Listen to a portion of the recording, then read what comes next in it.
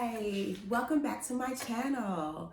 Today's topic is going to be weight loss and how I became so obsessed with the keto diet. So I want to start at the beginning. I had weight loss surgery in 2009. So this year will actually be 11 years.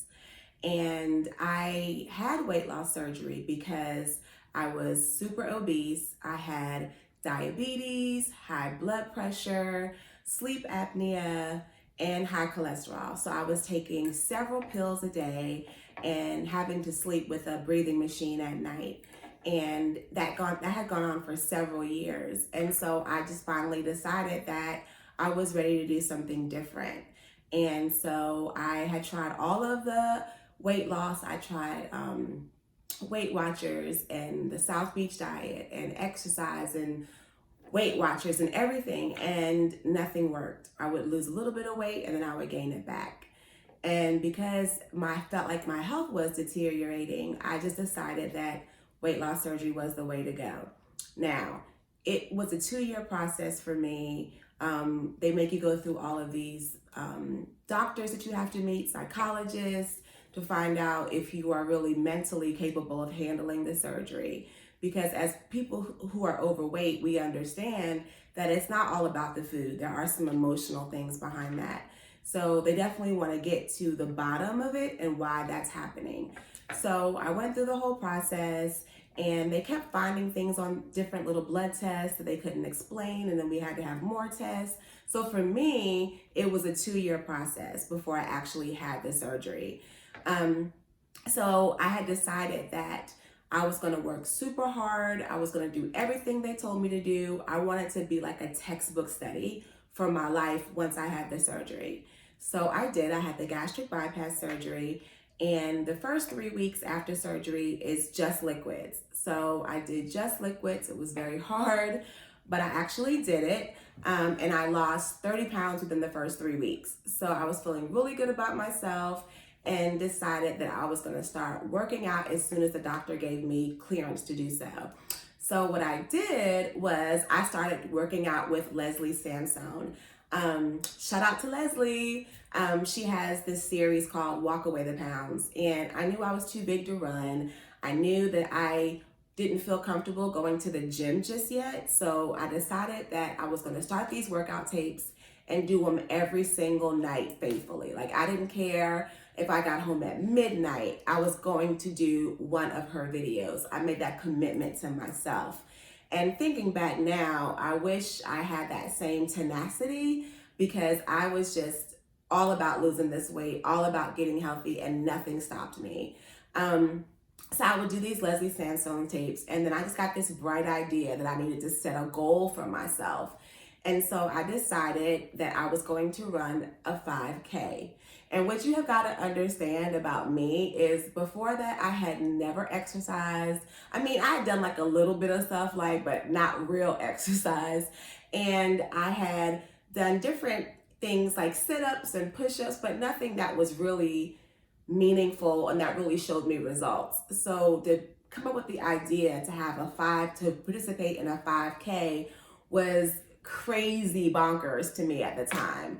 But I wanted to set this goal to show myself that I could do it. So I did it. I was working out every day with Leslie Sansone. I started with the 1 mile walk, then the 2 mile, then the 3 mile, all the way up to 5 miles. In some kind of way, I convinced myself that that was enough training to do this 5K. So I recruited one of my girlfriends. Shout out to Colleen. Who was like, look, I'll do it with you. I'll do the 5K, but I am going to leave you. So, and then come back and get you, which she did. She did leave me, and then she did come back and find me and help me finish the race. But I made 2 promises to myself that day. I was like, number 1, don't come in last. I don't care. Don't come in last. Number 2, I said I made sure that I wanted to finish it. I didn't want to give up because it was hard. I wanted to prove myself that I could do hard things and that I could finish it. And I accomplished both of those goals.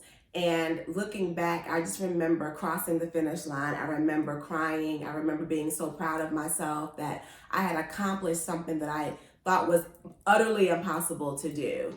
Now, since then, I've done several 5Ks, I've done a 10K.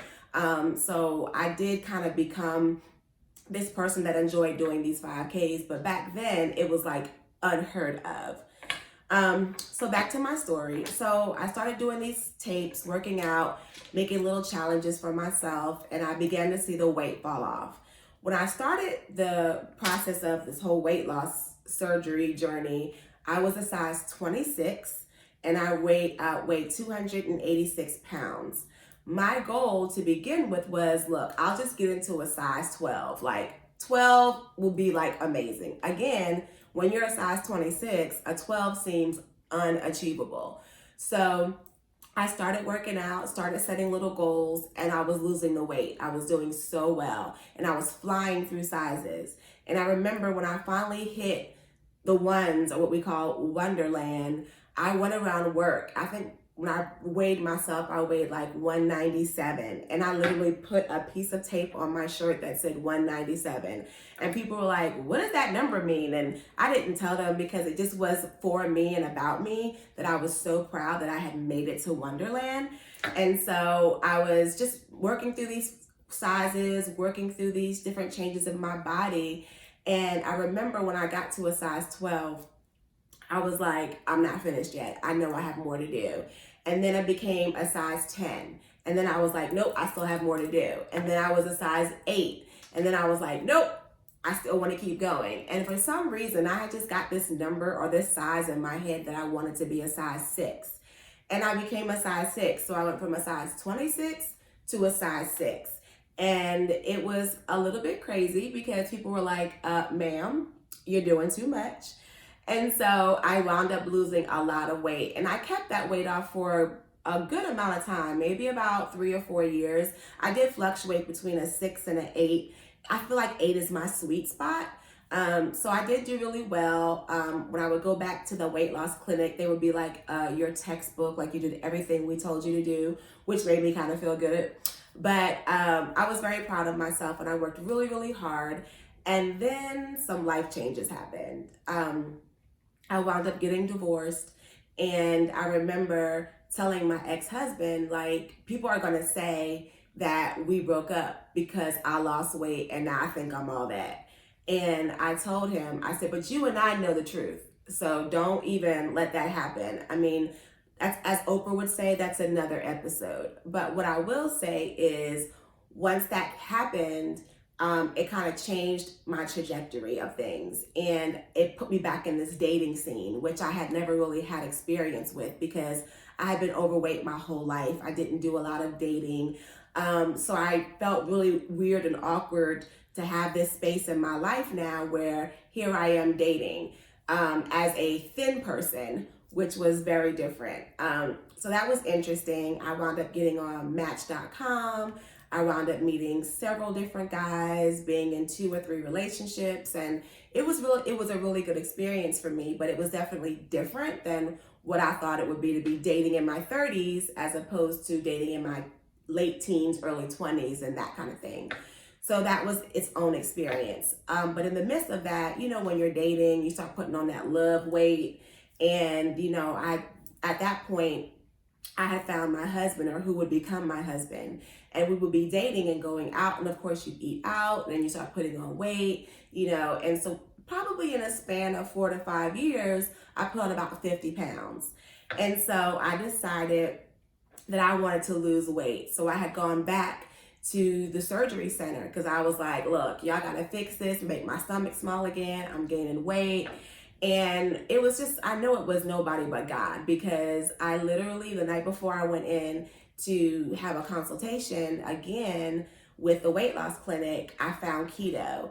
And I don't even remember how I found it. I believe I was on YouTube looking up different kind of weight loss things, and I came across this person who I call my guru, my keto guru, and her name is Christy Sullivan. Shout out to Christy.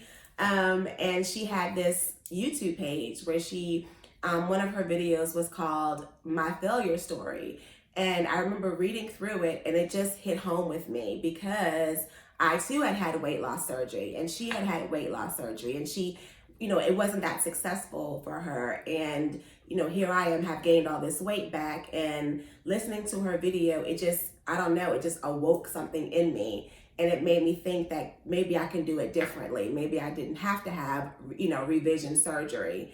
And so that started my education of what keto was and how you do it and what it does to your body. And Christy was such a great resource. She had such good information. I mean, at this point, she has blown up. She has books now and things back then. But back then, it wasn't that. She just had a Facebook page where she was cooking recipes and showing you how you can make keto a lifestyle.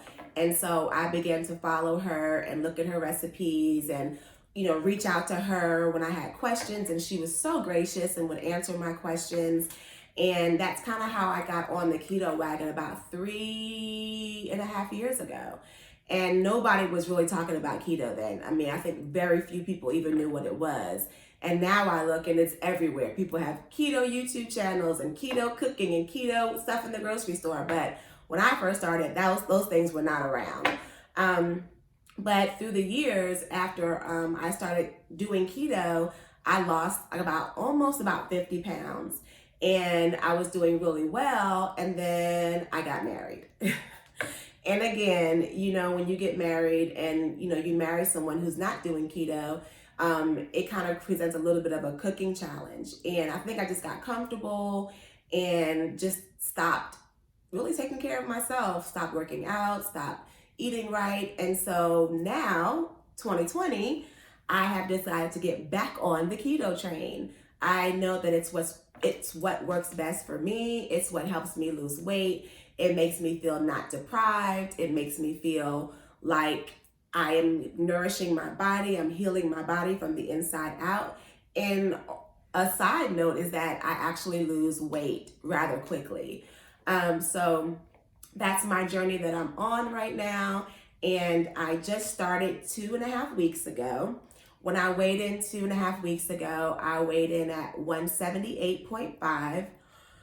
Whew, shocker. And now I am down to 170.5. So I've lost about 5 pounds. Somewhere in that I gained some weight. I think because I tried this new yogurt and it's supposed to be low carb. And I think I was bamboozled and led astray. And so as soon as I realized my numbers were fluctuating, I got off of that and went back to my old faithful breakfast, which is bacon and eggs with cheese. And so now that weight has come back off. So I'm still holding at about 170. But what I will do with this great YouTube channel is I will check in and I'll do some postings with my weight loss and maybe some cooking, some keto cooking that I'm doing in the kitchen. And if you guys have questions about my weight loss journey or weight loss surgery, please put some comments below and I'll be super happy to answer and be as helpful as I can, because people were helpful to me when I was starting the journey as well. So that's my keto story and that's how I got where I am, and that's it. So thank you guys for watching. Again, if you have any questions that I can answer, I'll be more than happy to do so. Don't forget to hit that subscribe button and that notification bell and give me a like if you like this video. Thanks. I'll talk to you guys tomorrow. Have a good day. Here are some before and after pictures of me, some when I met my goal weight and some of where I started at 286 all the way down to a size 6. Size 26 to a size 6.